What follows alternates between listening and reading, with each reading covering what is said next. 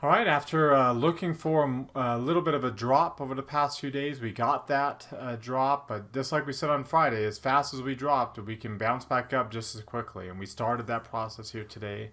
And I don't think we're going to be done with that process. So we're going to talk about whether or not we've had our pullback we've been waiting for, how much we're expected to bounce up, where we might bounce to, and how do we trade that? What kind of strategies do we employ as we expect to bounce, and how long? How long can we bounce for? So we're going to kind of break all that down, busting out the charts to see what they might be telling us based off of different patterns and where we might have seen precedent for this type of pattern in the very recent past, actually. So let's go ahead and get started. Today is Wednesday, September the 9th, 2020. This is the Market Outlook from MarketScholars.com. My name is David Settle. All right, well, let's start off taking a look at the market forecast indicator on the S&P 500. And you can see after getting this drop down yesterday where the near-term line dipped its toe underneath 20 for the first time since way back here in June 11th, we popped back up. The momentum line hit an extreme low yesterday, but you notice we also got the light pink shading and yellow line pattern that we referred to quite a bit here. You can see it happen over here too. Now keep in mind, this one actually did hit the 23% retracement. You notice we still haven't hit the 23% retracement. So again, it's kind of hard to have a pullback, a quote-unquote pullback, unless you actually pull back, right? When you look at how much we've rallied here and how much we've fallen in the last 3 days, it's still obviously it's not even a quarter of what we've rallied. And usually pullbacks actually go past that level, past this 23% level. So there's an opportunity here for us to bounce in the near term. You see that near term line, the blue line down here. I wouldn't be surprised if we bounced enough to keep that intermediate line from falling below 50. Obviously, even if the intermediate line dipped below 50, like say something like this, you're not getting red lines, like red line dark pink shading combination, which is what really is an intermediate pullback. You can go back kind of some more time frames here. Let's go back about 4 years, and you can see that really was an intermediate intermediate decline, because we didn't get the dark pink shading and the red line combined. That was all kind of a pause before we continue to rally further. That one was. You see the combination there. You see that combination there. You see that obvious. This one kind of was. Not very much of one. You can see some of these others, what are more obvious declines, and some that just weren't, like that one there, where the intermediate line did dip its toe a little bit below 50, but it wasn't really an intermediate pullback. We continued higher for another little bit. So we'll probably have a pretty good, decent chance of at least that happening this go around, depending upon how fast we bounce here in the next day or two. But as I mentioned on Wednesday, as easy as it is last Wednesday, and then on Monday, on Friday, as easy as it is to go down, it's just as easy to go up. And what's going to happen is, in my opinion, so just take it for what it's worth, and what's going to happen here is, a lot of people are going to think that was the pullback that we've been anticipating after all these overbought clusters. And this was the pullback, and they'll start loading up on strong bullish positions, going back above the 100% line here, potentially even back up to about 3,600. Nice big round number that we never did get to here. So that's kind of what I actually expect to happen. Of course, I do think at some point in time, the intermediate, we will pull back below the 23% level. The intermediate line will drop below 50. You can see the intermediate line has dropped below its market sentiment. The question is, like this move here, will it stay? See, this one didn't quite get to 50. Came really close and turned around. Didn't get the strong drop on the momentum line like this, but it did dip its toe. The near-term line dipped its toe below 50 a little bit. So that's the kind of pattern I expect that we'll see here over the next little bit with the near-term line rallying. The question is, will the intermediate line get back above its market sentiment like this one did? And we got all those divergences on that high point pre-COVID decline. And remember, we are, by next week, by the end of this week going into next week, we'll be officially 5 months into this intermediate rally. That's a very, very long very mature, like by more than 3 months is a good intermediate rally, like a long one. So to go 5 months is like going well and beyond what is already a long intermediate rally of 3 months. So big move, big strong moves that that we're, seems to be maturing. Even if we do get at least one more last near-term bounce, the question will be how further it goes and how long it stays above 50 and how much it goes above 80. I don't think it will go too sharply above 80. I don't think it will stay a full 7 to 12 days above 50. I think there's a pretty decent chance that we can bounce into the September expiration. And then after that, which is seasonally the type of move that we get from a seasonality standpoint at this time of year. If you go back to 20 years here, you can see right there is September. This September expiration. So you can see there's a little bit of a rally going into that, and then coming out of it, maybe a day or two after, but then coming out of it is we get some weakness, some of our biggest weakness of the year going into October earnings season that will be popping up there.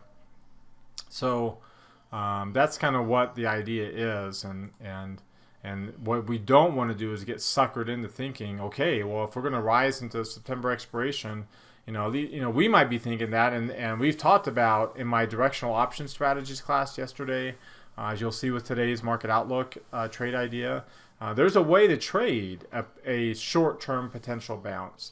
The question is whether or not you think this is all going to be a long-term bounce. Even a bounce like this one. If we think it's going to be a bounce like that one, there's a good opportunity for directional up. And that's going to sucker in a lot of people thinking that's the kind of bounce we may get. And for all we know, we might actually get that bounce. More than likely, we'll get this kind of bounce. And then I don't think we'll get this kind of decline afterwards, but we'll get that kind of bounce that will sucker in a lot of people over here thinking, oh, here we go. This kind of move again. But then we finally get our 38% decline, which, again, on the NASDAQ 100, and we did hit the 23% line, and you saw how people reacted to this 3-day decline. It was like we had a little bear market in tech stocks. The near-term line just barely dipped below 20. That's how strong the rally was. The near-term rally was that 3-day dip didn't even get to extreme lows. It did on the momentum line because that happens a lot on the NASDAQ especially, but it didn't on the near-term line. And you can see we're bouncing back up. Of course, the Russell 2000 had dipped below the 78% retracement levels, so kind of keep an eye on that. It's the intermediate line falling below its market sentiment. You're still below the moving average.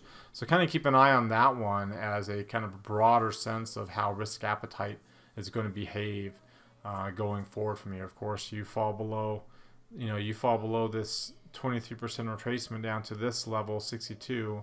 There's going to be some pretty decent support into that area down, really between this 23% line and the 38% line. With that 62% retracement level in there too. There's going to be some decent support, as you can see from over here, this previous price action. It's going to be inside of that area. Before we look at some other charts, I invite you to subscribe to our YouTube channel. Mouse over this icon right here in the bottom right corner of your screen. Hit the red subscribe button that pops out. There's also one down below the video if you're watching us there on YouTube. That notifies you when our videos are posted. Also, while you're down there, hit the thumbs up icon. That tells us two things. Number one, you liked our video today. And number two, you want us to do another video again tomorrow. It's a quick way to let us know you like our videos. It's our feedback. It's our survey. If you like our videos and you want to let us know, click on that thumbs up. You can do that right now while you're watching. If you don't like our videos, of course, you don't have to click on anything. Also, while you're down there, comment. What questions or comments do you have about anything I talked about? What did you get out of our video today? Share that in the comment section below. Join our website at marketscholars.com. There's a link popping out right there in the top right corner of your screen. Click on that link to subscribe to our site for free. Follow me on Twitter for more content in between the videos from day to day. There's my handle up there at DavidSettle42. And join our Market Outlook Facebook group that we've created. All right, if you're watching here on our blog, check out the other things that we have on our site, including our Market Outlook live videos. Every day I do the Market Outlook. I do a live video where I review old trade ideas. We put on today's trade idea before the market closes. So check that out. Here's all of our trading rooms, and as well as Q&A sessions that we have. Our Q&A sessions are for our premium subscribers. All the rest of our trading rooms are for all of our subscribers, our monthly and our premium subscribers. We also invite you to come down here, click on this heart. It opens up a new window. Hit that like button right there. Click on that thumbs up. It takes you to your Facebook page, and click on that like button there as well. Again, that benefits you because it benefits us, because the more likes and engagements these posts have, the more Twitter and Facebook will promote our content to all of our followers, even if they're not online when we post these posts. It benefits you because they will promote content in your timelines from the accounts that you engage with the most. So we try to make it really easy for you to engage with us here. All right, now let's take a look back on the charts, and let's take a look at the long-term chart first. And you can see we finally have our first Hakinyashi, bearish Hakinyashi candle here. So and we're sitting right at the low of the week is sitting right on the 50-day moving average. That's what we bounced off of. So we'll see how long, you know, this kind of bearish trend lasts. We might end up getting something like this. So again, that was the pre-COVID divergent high point here. We did get a bearish week. We kind of got a neutral reversal week or transition week there, and then we actually went up to a new high. You know, again, don't be surprised if we don't get something that looks like that here coming out, especially considering just like then we hit the 50-day moving average there and then bounced off of that, and we could very well do something like that again. So keep an eye for that. Of course, you know, some of these others, you can see how bearish the NASDAQ was, and then you can see the Russell 2000. They're all kind of, you know, hovering around their 50-day moving averages at the low of the week. If we take a look at the 3 green arrows, which will also be kind of an interesting look here, but we have 3 red arrows yesterday, which can be a very bullish pattern, and so far we've bounced off of that. If you look at the 2-line versions, again, how important it is for us to, when we get below the 17-day, that we get right back above it. So, you know, assuming that we'll, you know, within a few days we get right back above the 17, and that means probably tomorrow we'll be right back up above this 344, 345 area, and that will lead us. If we don't, then we are heading down, right? Like we are most likely heading at least down to the 23% level, and we might get there like tomorrow, that quickly. If we can't hold this bounce. But I think that's the least likely outcome. I think the more likely outcome is we finish tomorrow up above the 8-day moving average, and because it's so close to the 17, and we get going again up, like I said, up to at least 350, if not, you know, closer to 360, potentially after, you know, at least 350 before September expiration, maybe up to 360 after, before we finally get our quote unquote intermediate pullback that we're kind of watching for. Let's take a look at the RSI and the CC and some of these other oscillators. You can see again, we didn't get below 40. We dipped a little bit below negative 100. We've done that before. Those aren't trend changing. It's you got to get below negative 200. That's when, okay, now we've had our intermediate pullback, and we haven't done that. And obviously not dropping below 40 either. Taking a look at the DMI pattern here, the positive directional index is dropping towards 20, hasn't dropped below it yet, and again, that's when your intermediate pullback ends, and you know, we might dip our toe under the water, but we've got to do more than just that, and right now we're not even getting that. The negative index also bounced up and is pulling back down, you know, again, kind of like what we're seeing here on when we got that divergent high point. So we'll kind of keep our eyes on very similar pattern developing now that we got over here, simply because we are 5 months in nearly to this intermediate run that we're on. If you take a look at the Bollinger Bands for SPY, we did dip below into the lower quadrant, but we came right back out of it. So you know, if you stay down there, then we're bearish, right? If you stay down below this, but if you come right back up, then we're not bearish, and that's what happened here.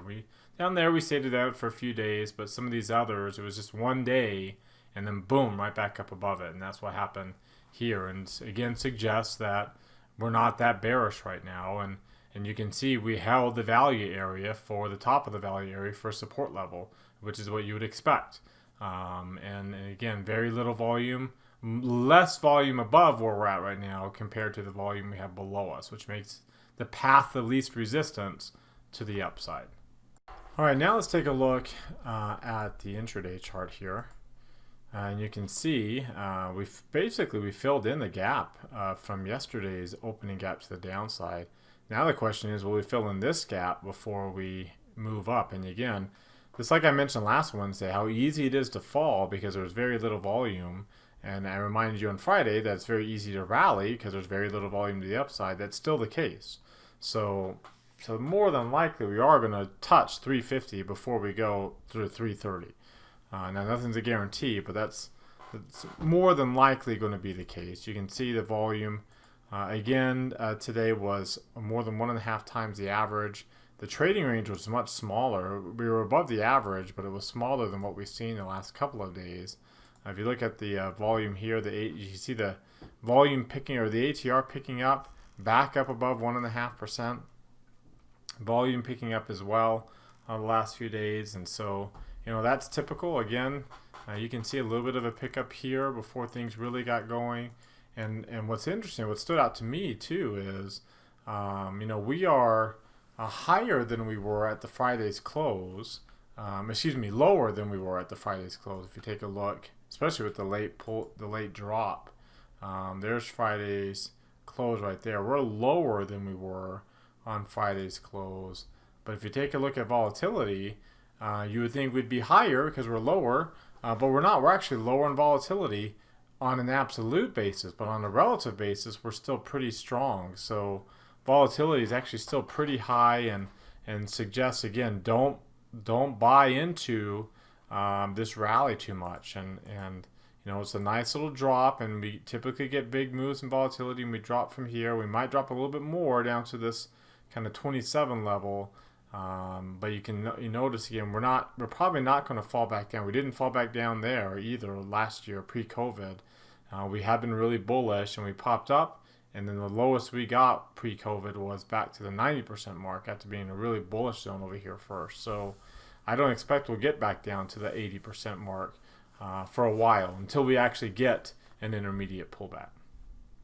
So to summarize our technical outlook, we are bouncing. I expect that we'll bounce a little bit more. I don't think that this is the start of a new multi-month intermediate rally, and I do think a lot of people think it is and will be, think that this was the pullback and it's ready to get bullish again, because that's how things work, right? And we saw that last year pre-COVID, or earlier this year pre-COVID, and there's a lot of potential for that again. So again, our technical outlook my technical outlook here is that I expect some bullishness in the near term, potentially to and maybe a little through September expiration.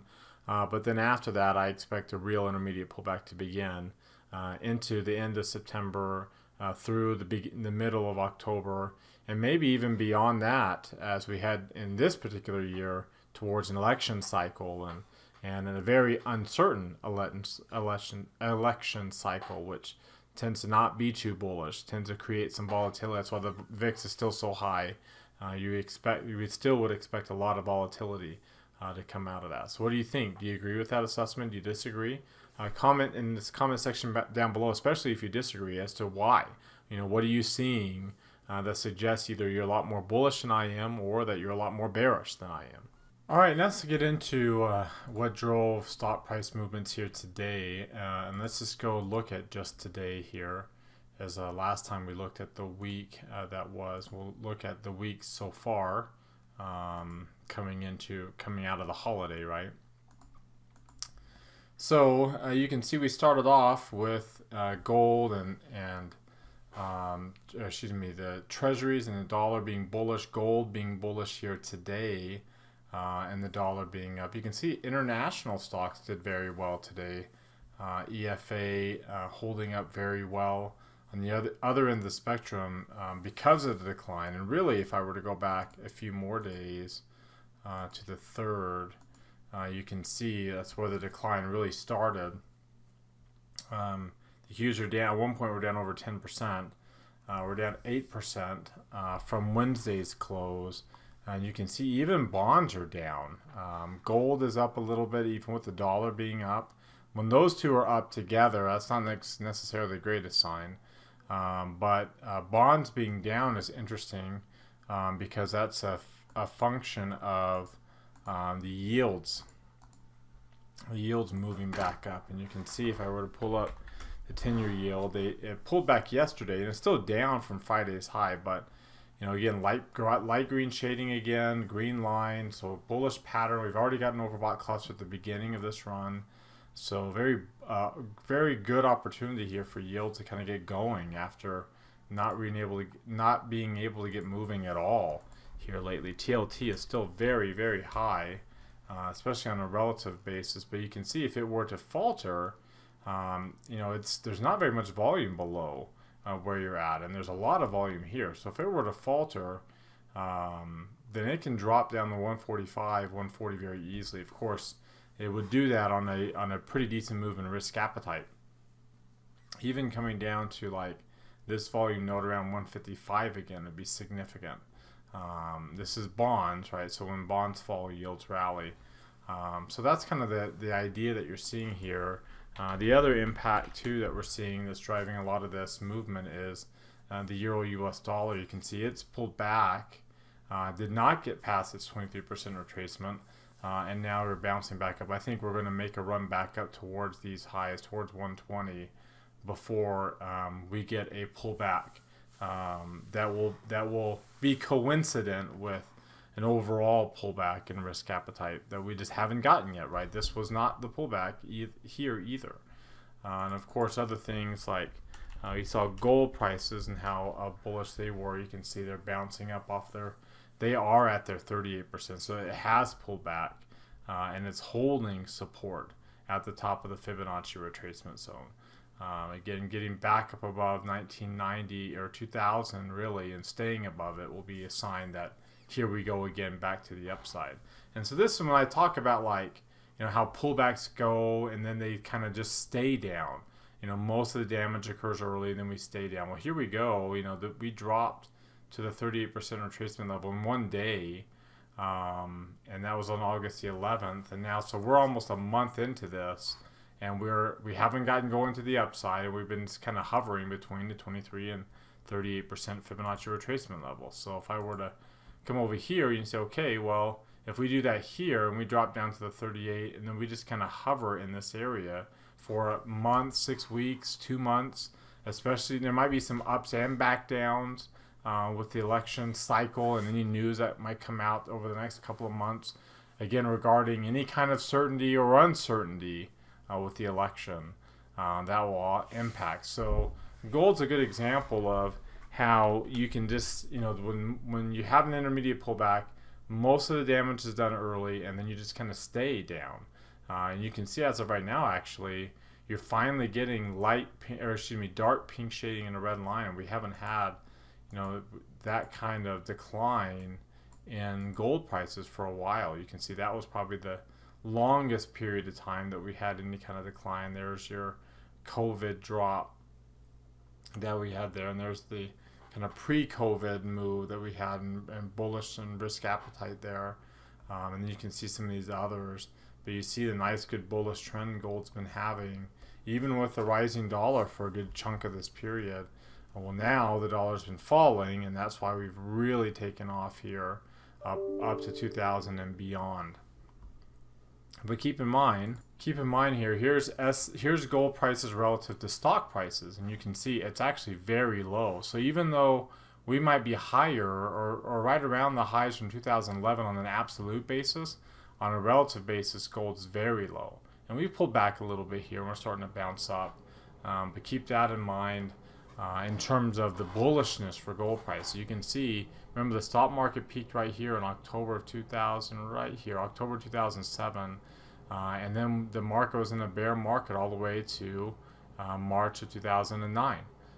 So that's when we got the biggest rally in this ratio. It's not because gold, these both went up and gold just went up that much more than stocks, but it was more because of a decline in a risk appetite. Now, that didn't start out that way. We came from low levels. This was a bullish period on stocks, and then we had a little bit of a decline as the stocks continued to be bullish until that October low or peak, right about in this area here, and then it took off. So I don't think we're going to be taking off here yet, but can we get this kind of move in gold versus stocks? Definitely. If stocks rally because of a weak dollar. I've also shown you on this chart how QQQ has been performing relative to small cap stocks, how bullish that has been. Move this up here, and you can see, we're still we're pulling back here this week, last couple of weeks, but we're still, flirting with 60. We're still in the bullish zone of the RSI. The MACD and PPOs are still very strongly bullish too. And again, similar to that gold SPY chart, I don't expect this to fall down really sharply until we get a bout of risk aversion. Now, can we fall back down into 165, 160 for sure, and stocks can still be bullish. But if we're going to be bullish for the next year or two with some pretty strong returns, which is what I expect, maybe a year and a half, then that's gonna coincide with this moving up to 2, maybe even beyond 2, with a little bit of a divergent high point on these oscillators, a higher high here from what we had at the beginning of the year, or right about April or so, a higher high up there, but obviously it would be a lower high down on these oscillators. Happens a lot when you get such extreme moves like this. You get divergent highs in this case before things turn around. All right, now let's take a look at the sector rotation. So we'll pull up the sectors here and see how they perform today. So let's do the same since we kind of started this little decline that we've had. So it would be Thursday. We'll do 15 minutes here. So you can see how things started out. Energy actually started out up. Utilities have held up better. Real estate holding up pretty decently well too. And materials, financials, staples, industrials. I mean, these are all, we talked about this in our technical analysis class about this idea of margin of safety. The technology and communication services are the ones that had the most run up. These had the least run up. And so now they're dropping less. And this has been pretty much a tech sector decline over the last so many days. And you can see, like utilities, for example, they're down less than 1%. Again, it's a matter of what can hold value better when things start to fall. And right now, these industrials and financial areas and materials and the safe haven areas hold their value better because they haven't risen as much previously during this rally. In fact, from the August expiration, when things kind of really took off here, so it'd be the 22nd. From the August expiration up until now, in fact, let's go up to November the 2nd, to where this ended, where we peaked. Again, you can see technologies up here at the top, communication services right at the top, materials doing well too. And you can see even with the decline, materials, financials doing really well, communication services holding up with technology really falling down sharply, but industrials and financials and the safe haven areas and energy, I mean, they all didn't hardly participate at all in this latest rally, where tech stocks were up almost 8%. So because of that, they didn't fall very much. And so again, if we're going to bounce back up here, like we expect that we will here over the next little bit, then we would expect that most of the rally will occur. The leadership will continue to be in the tech space, and you can see that's what led the way higher. Communication services, not so much. Started off strong. Materials has been a big winner again too, with the weakness in the dollar, and that regained some of its strength. But that's where you expect your leadership to come from: technology, consumer discretionary, and communication services. Here, we'll go to the 12 grid, and you can see them at the top. Light pink shading all across the board. Only one dark pink shading and a red line in the energy sector. Healthcare giving you dark green shading, pink shading with a yellow line. Everything else, they're your typical pullback patterns. Light pink shading, green, yellow to green lines, and all of these have brief little yellow lines, and we popped up on all of them, and we expect that we'll probably keep going up a little bit, at least up to these to this high point, at least closer to the high point that we had on Wednesday in a lot of these areas. So that brings us to our trade idea of the day, and I wanted to take a look at a popular stock for its own little pullback. So it's got light pink shading and yellow line. Its intermediate line has not fallen below the market sentiment line because market sentiment was lower for Netflix at the time. Its near-term line has not dropped to extreme lows. So we wouldn't qualify this as a sharp move or the beginnings of an intermediate pullback. The RSI didn't fall very much. The CCI didn't fall very much. The DMI didn't fall. Here's the DMI here. The DMI hasn't fallen very much, and you can see on the Ichimoku cloud,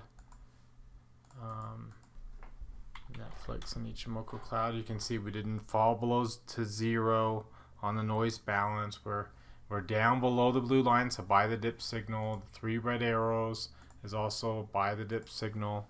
Buy the dip signal there. So we're getting a lot of buy the dip signals, and if we bounce, great. And if we don't, then we're at that point where we can keep our risk really low because we're kind of right at this support level here. Breakthrough there, okay. We're and any bullish trades are done, but we hold this support because that's what you expect, support to hold until it doesn't. Then we have an opportunity for a good bullish trade here. And so what we did, and again, we already did this today in the Market Outlook live session, but we bought the 450, sold the 455 put, bought the 450 put. So this is a short put vertical spread where we get our maximum gain at the 455 mark. There is earnings, so I didn't position size to a full amount here. We kept it relatively small because of the earnings right before the October expiration date. But you can see that's how much room I have to work with to the downside. And if it goes up and we can get half of this 330 gain, great. If otherwise, I'm going to be watching for us to stay. You can see how far we'd have to fall to get to a 330 loss, which is what I'm willing to lose. So that kind of gives us an idea. And again, if we bounce up, great. And if we don't bounce up, then obviously I can get out earlier than even the 330 loss. But I've got lots of room. And in fact, our break even on this stock, going back to the Bollinger Bands here, our break even on this spread is all the way down here. So we've got a lot of room to work with on any kind of decline or decrease in risk between September and October expirations, even if we do rally first into September expiration first before we get any kind of pullback move. Broader market pullback move, which obviously Netflix would most likely get caught up in too. All right, that wraps us up for today. You've heard from me now. Now I want to hear from you. Use that link popping out in the top right corner of your screen that takes you to our Market Outlook forums. Open up any new thread there with any questions or comments you have about today's video. Reply to other people's threads, and let's keep this conversation going in between videos. As always, thank you very much for watching. Remember to subscribe to our YouTube channel. Hit that thumbs up icon down below, as well as on the Twitter post and the Facebook post, and comment on our video. Join our website at marketscholars.com. Follow me on Twitter for more content between the videos, and join our Market Outlook Facebook group as well. Have a great rest of your Wednesday night, everybody, and we'll see you all next time.